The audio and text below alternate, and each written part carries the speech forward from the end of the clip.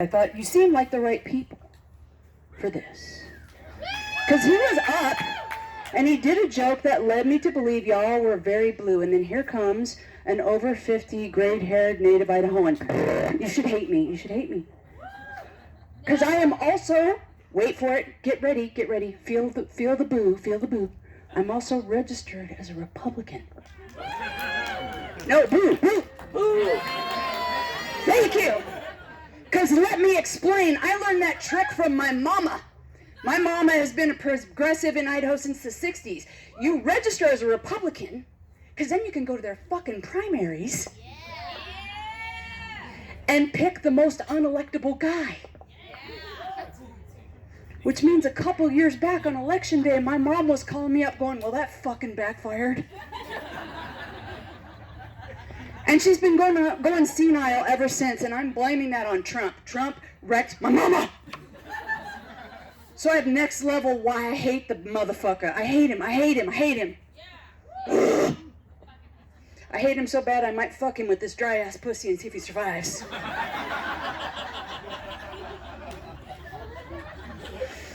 So in case you haven't figured it out, I'm not your usual little old lady. Not your usual little old lady. Not typical. Not the same. To give you an idea of how different I am, I've been microdosing for 4 years now. Anybody know what microdosing is? No, you don't just clap. You don't just clap that horse shit, you fucking stupid hippies. You cheer that really fucking hard. Because you microdose because antidepressants, while effective, suck. I started on these antidepressants that worked so well. It's the best I'd ever felt in my entire adult life, but I had some questions about them fucking side effects. Yeah, there's some people that have taken those. Super not fun side effects. Fun side effect number 1, reduced sleep. I was used to sleeping 9 to 12 hours a day because I was depressed.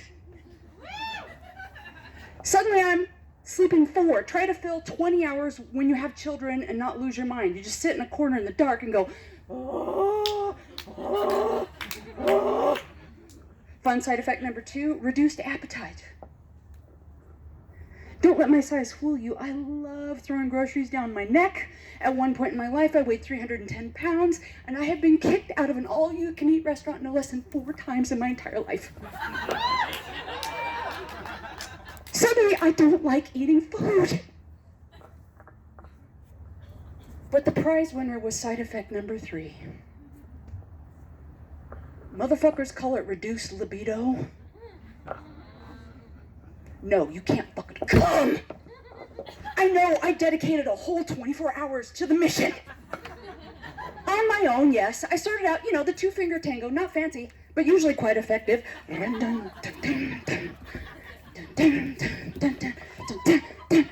Nothing.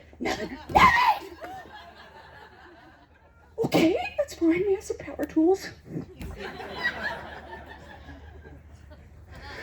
Trotted one of those out. The mild one. The little perk. Usually 2 minutes tops on that fucker. No, hour. Nothing. Finally, I brought up the big gun that I usually don't even fucks with, the gas-powered Husqvarna. It shakes my house on the foundations. We're talking... Sounded like that Harley that we heard at the beginning of the show. Still nothing. And that's when I called my doctor and said, I have to quit this. In spite of how good I feel, I have nothing left to live for! So we can't do this anymore, and that's when I started microdosing. I'm too rough on this micro. Too rough. Complaining just like my ex-husband is beautiful. So, in case you haven't guessed, I'm a little weird, and I have moments where I think of things. Moments. Need ladies, this is an audience participation joke. There will be a moment where you have to say stuff, okay?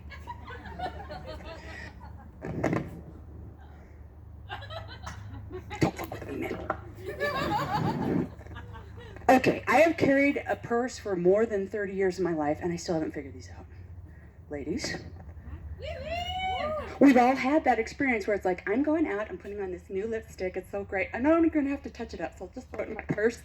Just throw it in my purse for later. Later happens, and you're out in public, and you do that. We all do that same, have you noticed it's the same motion, that same pawing motion? Like you don't actually have individual digits, you just paw. Just suddenly your hand becomes a flipper, and you're just pawing. And you can't, it's nothing, and you start pulling everything out in front of fucking strangers. You have your whole life out in front of fucking strangers, and next thing you know, your purse is completely empty, still no lipstick. 3 months later, you're looking for something completely different, and what? There it is. Where has it been? Where did it go? There's obviously some sort of evil black magic going on in these little units that we carry around all the time. And I think men instinctively sense this.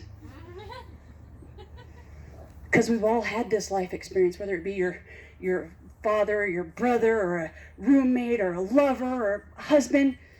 They're in the other room and they're like, where are the nail clippers? And you say, in my purse.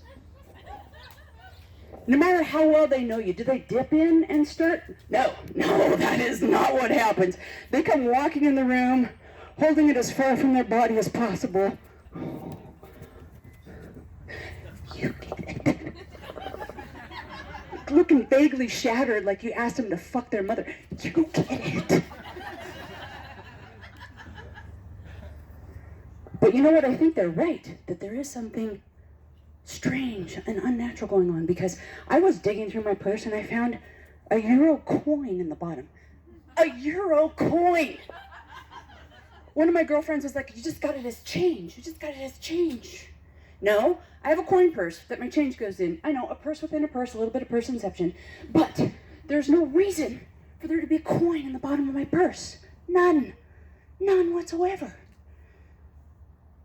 And that's when I had my moment of epiphany, staring at that euro coin.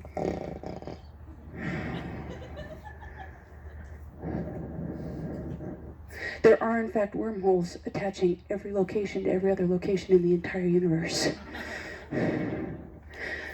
And purses are the portals.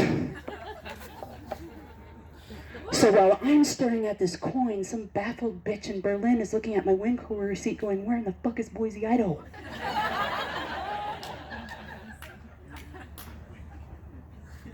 What do we do with this important information, ladies? What do we do with this important information? See, I am what I like to call a gender ambassador. Not right, not wrong, just different. We're very, very different people. We need to take this information to the men of NASA, because they're spending a fuck ton of money trying to go to Mars, when all they need to do is build a really big purse. Send it there, build another one here, pack it full of shit, and wait. Eventually, nature will just start taking its course and shifting shit back and forth. We can save a lot of money, and ladies love their handbags. We could get corporate sponsorship. Getting there with Gucci. On the ride with Coach. I don't know, it would be really awesome, I think. I don't know, but I am kind of fucking crazy. Which means I'm single. I know, huge shock. And I like being single. What I hold up as proof is I am a 50-year-old divorcee, and I have exactly 0 cats. Proof that I'm happy, but it doesn't stop my friends from setting me up on dates, and occasionally just to amuse them, I will go. And I like lunchtime as a date because it's a clearly delineated time from which I can escape easily. And this latest lunch date was really, really bad. Right out of the gate, motherfucker ordered my lunch for me, a salad. Are you saying I'm fat? Fuck you, buddy. But it got worse from there. He's like, oh, our mutual friend says that you're a comedian. I have to tell you, I don't think female comics are funny. Yes, gasp. Just gasp. He said, all they talk about is their periods. Now, they do once in a while, but I have never heard the 2-hour period special, so I did not know what the fuck he was talking about. And then from there, he said, I'm funny, listen to this. And he proceeded to tell me some of the most racist, sexist jokes I've ever heard in my life, which is saying something. I grew up in a trailer park in Garden City in the 70s. He took my stunned silence for acceptance and suggested we go back to his place to hook up.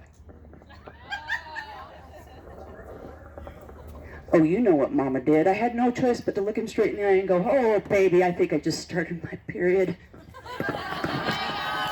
My name is Tanya Cope, but my friends are shortening that to Taco. You have a great night, friends.